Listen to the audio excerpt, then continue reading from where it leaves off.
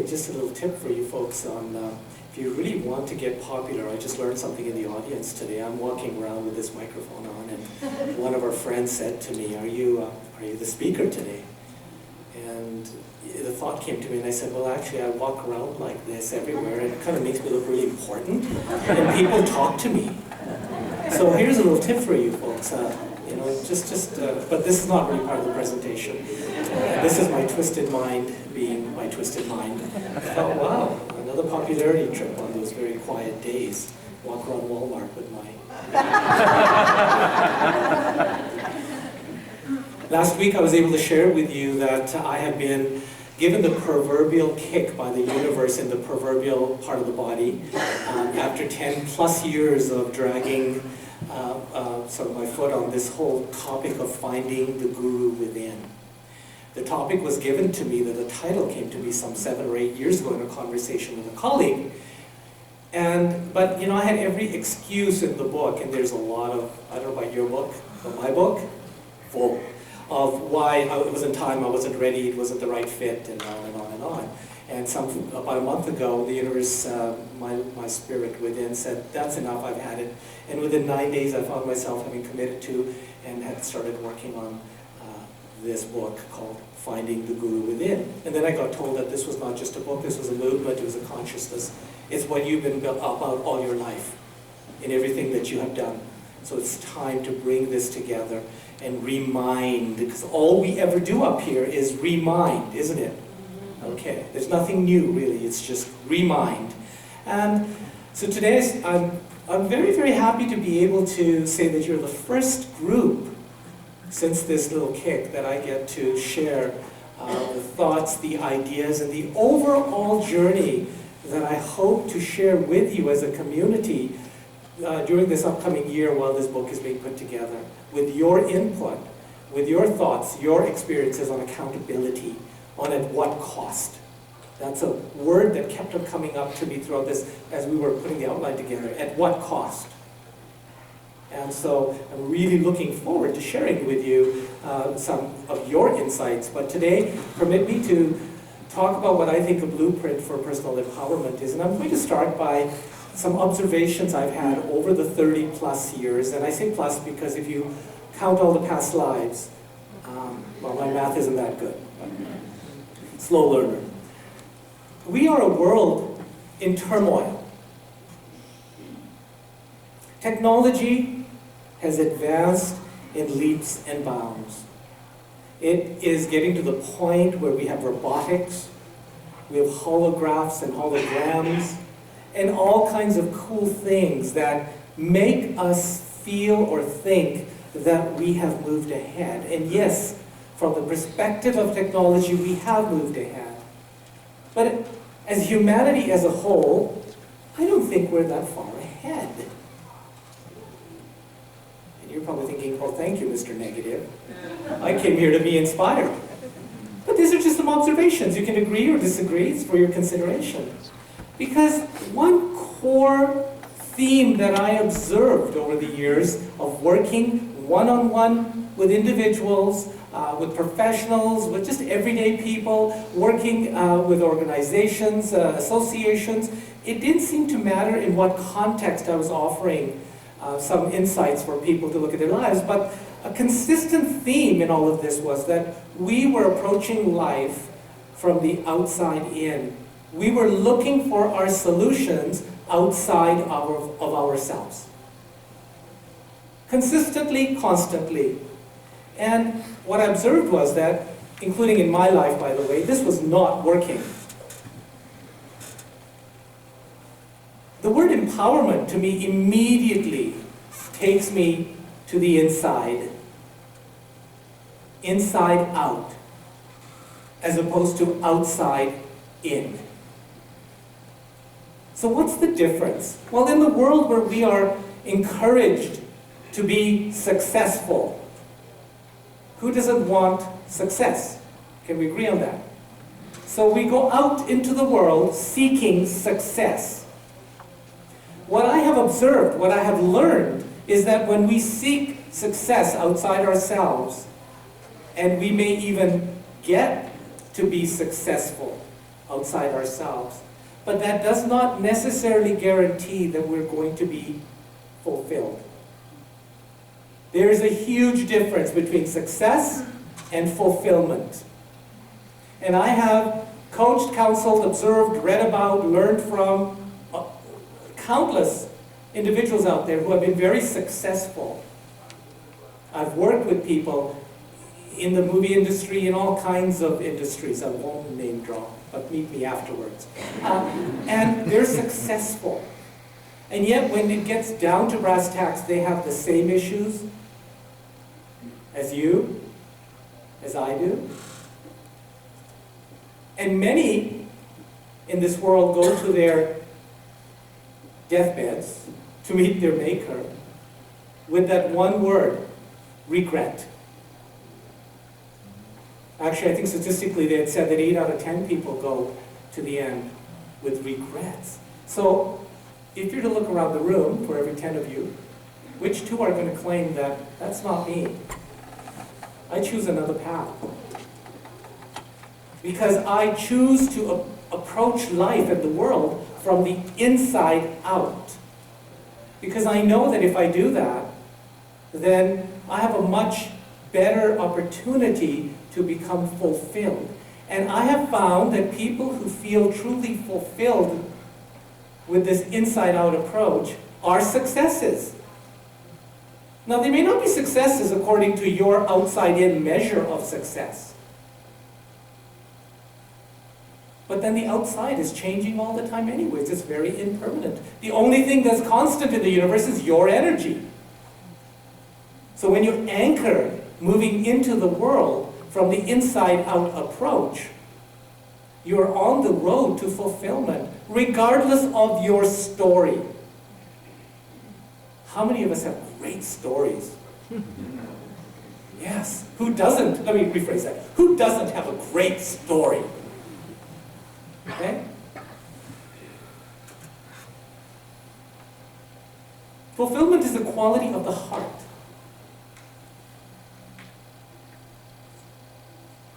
And it's that place within us where we connect to what I've come to term the guru within. So the word guru, you're looking at me going, well, obviously he's going to use that word. I was actually going to wear my guru garb today and nod my hair did be very powerfully wonderful. I thought, knock it off. I had to. I don't get paid enough. The word guru is from Sanskrit, ancient language, mother of all languages, and gu basically refers to darkness, and the ru refers to the dispeller of darkness. So we have this term that talks about the dispeller of darkness, or for more practical purposes, of ignorance, because ignorance is a lack of light, it is darkness. So guru actually means the one who dispels ignorance. A guru is a counselor. It's a sort of a parent of the mind, if you will, who helps mold values, experiential knowledge, specific knowledge, shares all of these things, and is really an inspirational source that reveals the meaning of life. A guru therefore teaches, mentors, guides, counsels, and leads you out of ignorance into self-knowledge. So clearly when we look at our history and all of the ascended enlightened masters, Christ, Buddha, Krishna, Muhammad, and many more were such gurus. But along with that, just to bring it back home, so was your grade 1 teacher. I know, shocking, isn't it? Right? And your coaches, your sports coaches, your music teachers. And yes, people, even your boss, let's breathe, could be a guru. I know, I'm now treading on very, very dangerous territory. Okay? My first guru, as was talked about in the introduction, is my father. But here's a distinction that I want to make, and I'm still grappling with this a little bit, because you understand this this whole movement and this whole idea is still taking shape. But a thought occurred to me, but are all gurus true gurus? And I had to really reflect on that. Because we know how many are running out there, outside themselves, always looking for the next best flavor of the week. And there's some guru that's always there saying, I have the answer. Just follow me, give to me, do what I tell you, and I will fix it for you. And there's something in our human nature that just loves that. I call it kind of the, kind of the outer Sherpa, who we are very happy to give our stuff to and pay them so that they can do the job for us. Yet a true guru is one who guides you to connect to your own knowing, your own wisdom, to wit, what I've come to refer to as your inner guru. So a huge difference. I think there was a book out there way back, something that talked about if you meet the Buddha on the road, shoot him. Must be America. Oh, just, oh no, this is going to be viewed worldwide, I'm in trouble now. Right? What were they trying to say? When I hear that line, what are they advocating? The author is saying, the Buddha is not outside yourself, never was. So if anybody claims to be your savior or your answer, in terms of somebody that's outside your own knowing, turn the other way. We are here to co-create an experience, and each and every one of us has valuable experience, knowledge, insights, ahas, that we need to own, and we need to value, and that we need to take out and share in our communities so that we all become enriched together. So the true guru, my father was a true guru.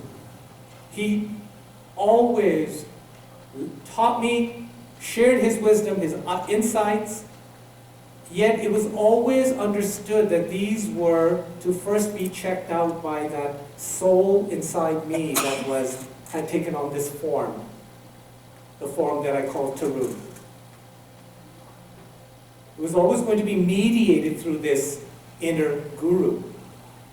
So we can refer to the inner guru as a higher power, inner authority, God of your heart. Your inner guru is your soul's voice, which comes pre-programmed with all that you need to be successful and fulfilled. How's that for a deal?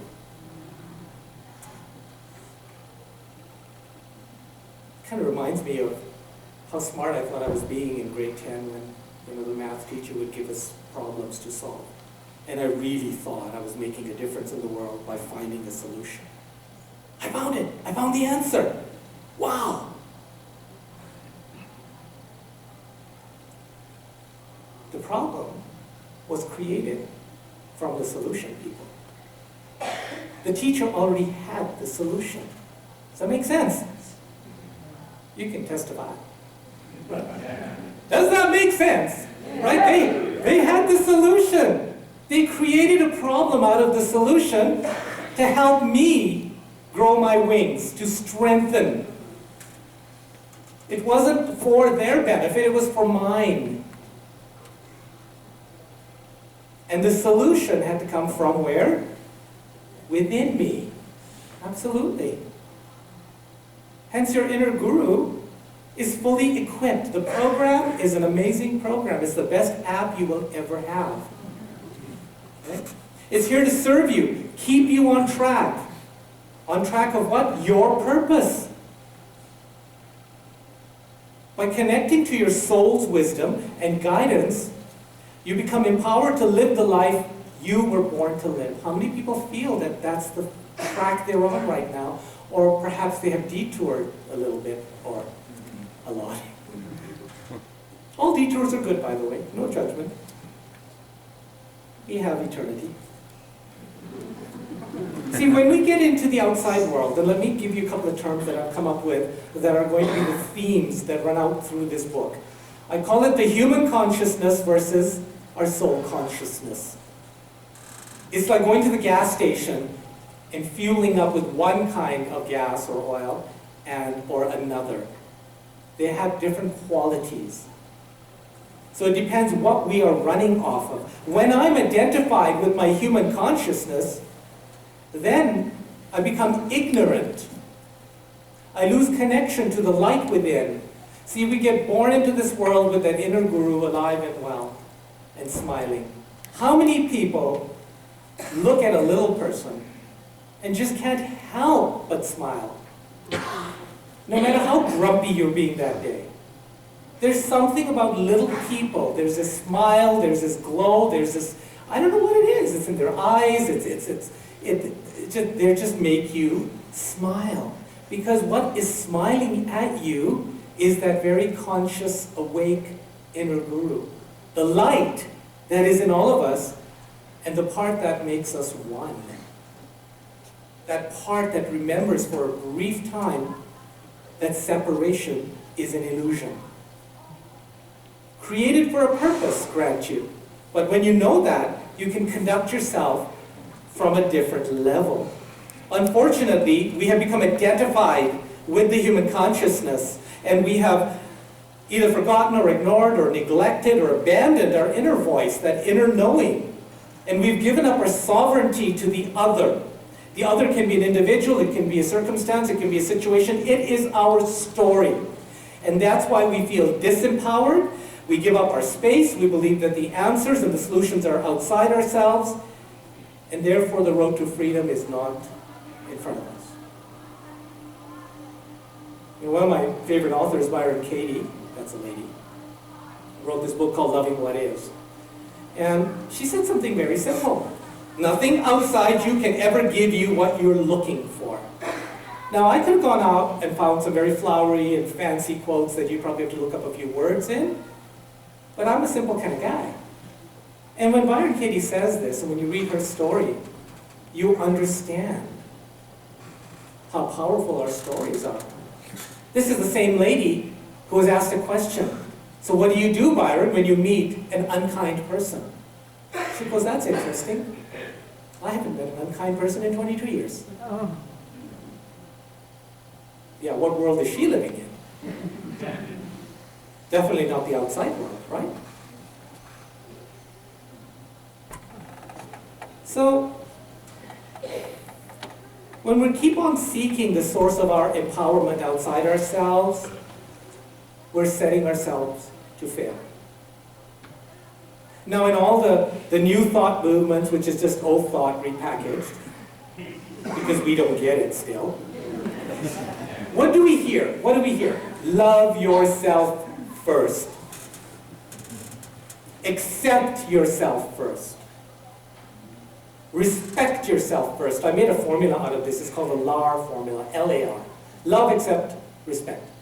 And I repeat that every night to myself, 3 times. So you can do that. Taron, I love you. 3 times. I'll talk to you after. Okay? I accept you. I respect you. Try it. Try that before going to sleep and measure and see what the quality of your sleep is. Just by a simple exercise. Love, acceptance, respect. But ask yourself, what self are we referring to when you talk about loving yourself? What self are we talking about? Because that is your soul. That is your inner guru, or what in the Vedic teachings they refer to as the Guru Atma. The Guru Atma means the master soul. Your Guru Atma. Growing up, that was a sort of a norm in our home. We were always aware that we are spiritual beings having the human experience. That my Guru Atma was the authentic aspect of me. That within each of us there was this consciousness. And that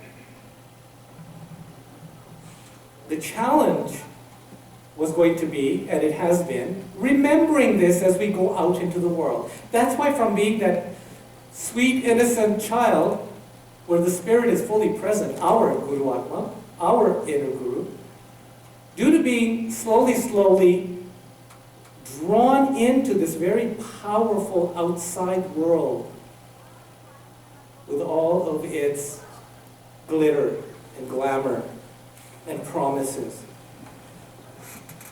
We have lost that connection. We have ignored, we've abandoned. And over time, our Guru Atma says, well, what the heck, this guy's kind of boring. He doesn't really seem to need me because he thinks that person has an answer for him. And he hasn't been asking me for counsel. So the Guru Atma, the inner Guru, takes a holiday, puts you on automatic, and takes off somewhere else where it's more fun. So the first step in reconnecting with this aspect of you is to get on your knees, beg, plead, ask for major forgiveness, and, court it again. Get that part of you to come back and apologize for your ignorance and get that part of yourself back into its rightful place. It was meant to be on the bridge deck, and it was meant to have that position of authority, the captain, if you will, because it has the programs, the information, all of that which you need to take you through this life with a lot less collateral damage than my life. And this force that tricks us, that tricks the mind into thinking that the authority is outside ourselves, they have a name for that too in the Vedic teachings. It's called Maya. How many people have you heard that word? Maya. Okay. So you understand, I just want to give you a quick couple of lines on Maya. I've always wondered, what is Maya? And how does it work? And the best one-liner definition that I'd heard about what is Maya was from Swami Vivekananda's work. Swami Vivekananda was who brought yoga to North America by attending the World Parliament of Religions in Chicago in 1893. He was uninvited, he was alone, he just heard about this, thought, I want to go there. And he kind of left and let his inner guru guide him, and ended up at this event and on stage. Unknown, uninvited. But he defined Maya as the fact of the illusion. The fact of the illusion. So can you imagine that this is the world, this stage right now, with everything on it, with all the people. There's the band doing its thing, there's Amy, inspiring us, and I get dropped into this world. And the minute I open my eyes, that's what I see around me. And in that moment, that is real, that's my world. That's what the world looks like, this is what people do. And whatever interaction I have with you is my reality. And yes, in the moment, it's a fact. People say to me, Taron, this is real. I go, no, this is your reality. Reality and fantasy are on either side. What's real goes beyond. What is real when you go back up there, when the show's over, and you say, oh my gosh, all the world was just a stage. So it's real in terms of the experience, and your growth, and your insights, and your sharing your giftedness. But in the big picture, it is an illusion, people. It's not real. And of course, the CEO of the Maya company is, the one we call EGO. CEO, the ego. My dad always said ego stood for edging God out. The bigger the ego. Okay? This is the aspect of ourselves which sells us the fact of the illusion, and at a very high cost. So the question is, what is this cost here that I'm willing to pay, or not even aware that I'm paying, to get where I think I need to be? So while the ego was initially created to serve us, the tables have turned. And so now, we tend to go unconscious or not aware of the most powerful quality that is within us, which is the Guru Atma. And you know how the ego functions, right? Ego equals lack of accountability, and when we're lacking accountability equals blame, and blame equals victim. It's funny, even with clients when I'm working on them, I said, I want you to take 100% accountability for your life right now. And when they get that, you know what they do? So they stop blaming others. But you know what they do? They turn it around and start blaming themselves. And I'm like, I never told you to blame yourself. I want you to take accountability. Accountability is not blame. It's ownership. There's no judgment in it. You're doing the very same thing. Whether I blame you or I blame myself, same energy. In the Four Agreements, what does Don Miguel Ruiz say? He does this beautifully. If you ever want to master accountability, be impeccable with your word. That's a huge topic for me. I'd like to do a whole program on that. Be impeccable with your word. Don't take things personally. Don't make assumptions. And be the best you can be in the moment, because that's all you can be. Duh. How simple. We've been given this beautiful template, yet we continue taking life personally, don't we? Say yes, so it's not just me talking to myself. I've been known to talk to myself like this, so help me out, people. Okay, enough of the depressing stuff. I want to just the next few minutes to just give you some of the solutions that I was asking myself around this. What are some of the solutions then? Okay, so we know that we have this amazing part of us, this conscious light being called the Guru Atma, the higher power, the soul. The soul which connects us to our spirit, which connects us to the universe. And that through it, we can be free. Whatever that means to you. For me, the practices over the last lifetimes, but this past many years, has been a combination of prayer, meditation, taking time in to take time out, saying hello to yourself, meditation, mentorship. It's critical. Do you know of any Olympian? I'm looking for this information. Please look it up for me.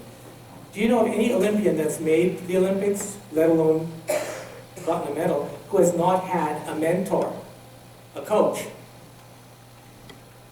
And has the coach done have they done the activity for them? No. But the coach empowered, guided, directed, helped them so that they could then achieve the goal that was important to them. So if you want to get into the spiritual Olympics, and that's an idea, okay, where you have something that you want to shift, change, repattern, reprogram, you want to become a better version of you, you know, every few weeks you get this, here's an update. This app is old now. How many times do you update? If you want to do that, get a mentor. And again, a true mentor is one who will inspire you and assist you to come back home to you. This is what the Sunday morning service does here. It's wonderful. Reminding you that it's all about you, the authentic you. Through a mentor, you will learn how to challenge your story and how it's keeping you in prison. Some people's stories are beautiful. They're like golden bars. But it's still a cage, people. Okay? They'll teach you how to take care of this vehicle, the body, which I'm not negating. It's a part of what you need. I call the body the most amazing spacesuit ever designed. And we get to be those very lucky astronauts that get to come and experience this world that is not ours. But the spacesuit is very well equipped to help connect you through this spacesuit. So are you taking care of it? What are you putting in it? That's a whole other topic. Self-realization is the goal. The inner guru is what is being referred to in the scriptures even, with one of my favorite quotes, or favorite, it means that it's always been with me, and that is the kingdom of heaven is within you. This was what Jesus said in Luke, that the coming of the kingdom of God is not something that can be observed, nor will people say, oh, here it is. There it is. Because the kingdom of God is in your midst or within you. The kingdom of heaven is here with us now. I hear that as saying the solution, the connection to your God is to the God of your heart, which is your Guru Atma, which is your inner Guru. So I want to invite you today to make this inner decision to join me on this journey. This journey which will reconnect you to yourself or deepen the connection and